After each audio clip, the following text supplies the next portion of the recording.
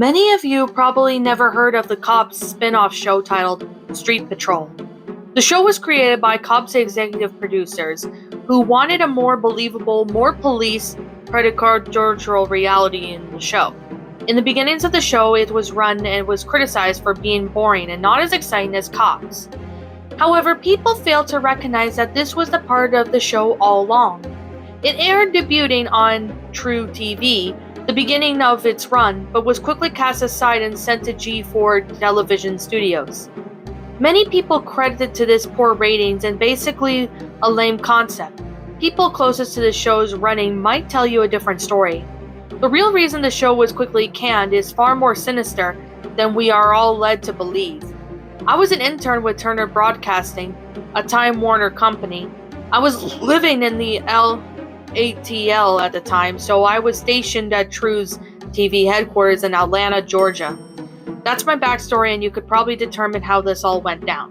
There were talks of trying to save the show, but its ratings were at a record low, and everyone working on the project feared the worst inventable outcome was called cancellation. With the show, some of you may have made up of old Cops footage that didn't make the cutting room. It was deemed uneventful and didn't have the action people grew to love from Cops, so it was handed down to us.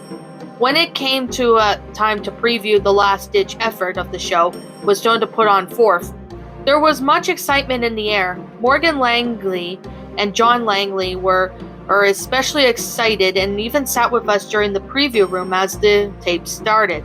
I noticed how uneasily excited they both were. They had been so upset these days before it was strange to see them so thrilled, even with their show on the brink of cancellation. Yet they were almost sadistic smile as the opening credits played. There were 10 of us, about all in the same age, roughly between 20 and 25. I was the youngest at 20. The room was basically a small conference room. The table we sat on was long and had hard chairs set up like an office meeting, with a projector screen in front of us. John and Morgan stood in the back. After the intro played, we noticed that the footage was a lot more grainy than previous shows. It must have been really early footage from Cops' beginning. It wasn't odd to see such an old footage, but it was such in bad shape. It jumped a lot. There were sound, barely audible, mumblings of the two police officers on the screen. They appeared to be walking through an old warehouse of some sort. Either the footage was just really bad, or the camera guy was just literally shaking. His hands were unsteadily. Other interns were complaining of motion sickness. The show rolled on. The audio jumped all of a sudden, spiking through our ears and like ice pick falling against the chalkboard.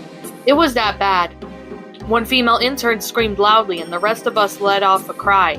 I was intrigued because our editors were normally very good about this. It just seemed so amateurish in a way that was cut together. Nonetheless, it was unsettling. Morgan and John stood in the back of the room chuckling to themselves.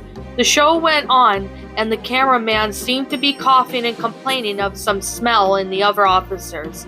I noticed on how their weapons were drawn. The footage was ranging from in and out of focus. 1 second it was color and the next was black and white. Sound continued to drop in and out, and I was getting restless. Along with the rest of the interns, I was just about to get up and leave, but when the officers began moving a shelf of some kind, behind it a door. The sound came into focus and the officers were debating on whether to call for backup or enter the door. The cameraman was pleading that they called in first. They decided that it was time for the essence, then tried to open the door. It wouldn't budge. The male officer kicked it, but to no avail. It must have been reinforced with steel or something. I don't know, that always seemed to work in the movies, and I was surprised it didn't this time. I heard John in the back whisper, "Here we go." The other officers tried their radios, but they weren't picking up any frequencies. The male officer decided to go back outside to the squad car, and he said to get a better connection. The female and the cameraman stayed behind. They soon were talking to the female officer and the cameraman when the door slowly creaked open. The woman intern shouted at this, letting out a little squeal of surprise. I felt chills roll down my back. The officer looked at the camera and decided they would enter. Morgan in the back chuckled, and I looked back at the two of them, and they waved at me to keep watching. I wish I hadn't. The cameraman puked as they entered the room. The officer entered first. She cleared the room, and that's when the cameraman followed behind. The light switch flickered up, but no light came on, so the cameraman turned on the night vision on the camera. Hanging from the rafters on the roof were a naked woman, bloody and cut up. Some of the fresh blood still dropping from the corpses, others seemed rotting away. However, it was harder to see details with the night vision. A couple of the interns ran out of the room. The cameraman began screaming, but the female officer couldn't see any of it. She was blind in the dark, and she bumped into the first corpse, and intestines fell out onto her head. She fell down and screamed out of shock, disgust, and confusion. The cameraman was screaming at the top of his lungs at something we couldn't see. The officers began firing loudly as we saw a figure behind a body. The camera turns on to the door, and it shut violently. John and Morgan were in the back of the room, laughing hysterically. All of a sudden, it's quiet, besides the sobbing of the cameraman. He's waving at the camera around the room, and the female officer is nowhere to be seen. He begins walking around the room calling for her. He calls for her name a couple times and then shrieks quite loudly as we see her. Shirts torn open, and the man standing over her seemingly biting onto her flesh. She's convulsing wildly as her gun raised in the air. It's clicking, but she's out of ammo. The door then begins to bang from the outside. The male officer is screaming for them to open the door. The cameraman turns away and faces the door. When he turns back, the man attacking the officer is gone. At this point, there were only about 4 of us left in the room besides John and Morgan. They were all standing in the back laughing manically. That, on top of the show itself, was the most disturbing of the whole situation. I remembered vividly the way they laughed at each other at the time one of us screamed or groaned from the gore. I wanted out of this room, but maybe more on some sick level I needed to see how it ended. The cameraman, sobbing loudly, is begging for the officer to break down the door to save him. He begins praying in Spanish. A gunshot is heard, and it seems the officer outside is trying to shoot his way into the room. It isn't working. The cameraman is running around the room as grunts were heard from all over the room. He comes to the officer's body. Amazingly, he is still conscious, tears rolling down her face as she's still trying to fire her empty weapon. Then her eyes grow wide as she drops the gun and points it behind the cameraman. As he turns, the man is standing behind him. He headbutts and the camera falls. The officer continues to scream and bang on the door from the outside as the cameraman is shrieking in pain, seemingly savagely being attacked by the man. The attack stops, and the camera is picked up off the floor. The camera closes on the female officer, and her eyes a blank dead stare, one tear still streaming down her cheek. She was pretty. The camera turns to a blood body on the floor, a chubby man with a black goatee. His stomach was torn open, intestines splayed all over the floor in his corpse. His face was locked in grimace. The camera begins to walk the door, and the officer is heard outside sobbing as it seems. A hand reaches out and pulls open the door. The officer standing there crying. Then he screams, "Get on the floor!" The cameraman is thrown into his face and he falls, letting off a few shots from the weapon. The camera shows a man on top of the officer, savaging attacking him. The attack stops and this man looks at the camera. He smiles and waves at it, and the footage ends. As the credits played, the lights in the room began to turn on. A few of us left the room, wondering what exactly we saw. Was it a hoax? Was it real? John and Morgan gave an applause at their work. They looked at us. All of us, they would say, "Complaints of ratings will surely end after this hit will air tonight." One of the interns is crying. John and Morgan left the room after. As far as I know, I and only a few people, executives and corporations, saw the episode. They burned the footage, or so we were told. John and Morgan were asked to step down as showrunners, at least the last until things rolled down and the office cooled down. They were threatened with lawsuits and our internships if we were told of what we saw. I left the company a week later. I couldn't handle it. I don't know what would have happened to the other interns. All I know is I still have questions I want answered. Where was this footage taken? How was it found? And why was it made? One thing's for sure. I'm sure it's glad it was taken off the air. And that, my pretties, was Street Patrol, the Lost Episode. A Street Patrol Lost Episode creepypasta. My final thoughts on this story? Well, I thought this story was actually an okay one. I mean, it is a little cliched, yes, but this is actually quite believable in a sense because it does explain a little more into, this is basically a pretty interesting concept for a show. Now, I've never seen Street Patrol, but I have seen Cops at one point, and needless to say, this was actually not that bad. I thought this was a pretty good creepypasta. I mean, I thought it was an okay pasta. I mean, despite it being cliched, I still thought it was really enjoyable. It definitely helped out. Like, there was a lot of great stuff that was in it, like the blood and the gore. I'm willing to excuse it because it actually makes sense because, with these shows involving cops, some of it can be pretty graphic, which I don't blame anything for it, but I definitely do have to say it's definitely something.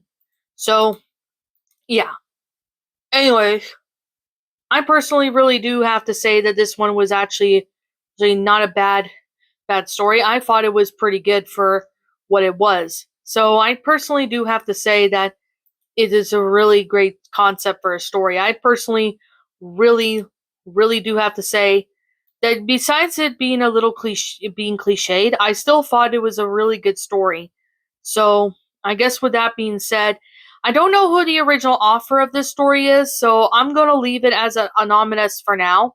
If I ever find out who the original author is, I'll be sure to give him proper credit. So, anyways, with that being the case and with that being said, this story was actually not that bad. The grammar was pretty good. There was a few sentence structuring errors that I did spot in the story and a few punctuation errors. But the story wasn't that bad. I personally thought it was an okay creepypasta. I mean, it could be a little better, but it definitely wasn't that bad. That I can definitely say. But anyways, I personally do think that this story was actually an okay one. Maybe not the best story in the world, but it definitely wasn't terrible. I mean, the cliches involving, interns seeing it. I mean, a lot of pastas have done this, so yeah. And there's blood, there's gore, and, the whole concept of it was just, well, it was just a little cliched. I can definitely say that, but, I can understand the story did somewhat try to go with something a little different, but unfortunately, that's not really the case with this story, so yeah, I'm just definitely gonna say that now. This story wasn't that bad, but it could have been better. Now, I definitely do have to say it's not a bad story, and I'll leave a link in the description in case you guys want to go check it out. And I don't know who the author of this story is, so I'm gonna leave it as anonymous for now. If I ever find out who the original author is, I'll be sure to give him proper credit. So, yeah, I'll be sure to give the author proper credit. So, yeah. Anyways, with that being said, like I'm always going to say, this is just simply my own personal opinion, and if you happen to disagree with it, that's perfectly fine too. We're all entitled to our own opinions regards these creepypastas. It's just simply my own personal thoughts. My final rating of this story is definitely I'm going to give this one a 6 out of 10. While it was an interesting story, it did have a good concept and all, but I do wish that it was a little longer. But at the same time, I mean, I wish it wasn't so cliched, but I didn't think this one was a bad one. I mean, I didn't think this one was a bad one. And at least to me, I thought this was an alright one. At least to me, but that's just me being honest. Anyways, with that being said and that being the case, what did you guys personally think of this creepypasta? Did you all enjoy it? Did you all not? Also, what you have done personally to help make this story a lot better? Feel free to let me know what your thoughts are down in the comment section down below. I'm Shadow the Lion Queen. Thank you so much for watching today's video, and if you're new to my channel, be sure to leave a like, comment, and subscribe if you're new. Ring the bell for notifications to when I upload, so that way you guys will not miss an upload.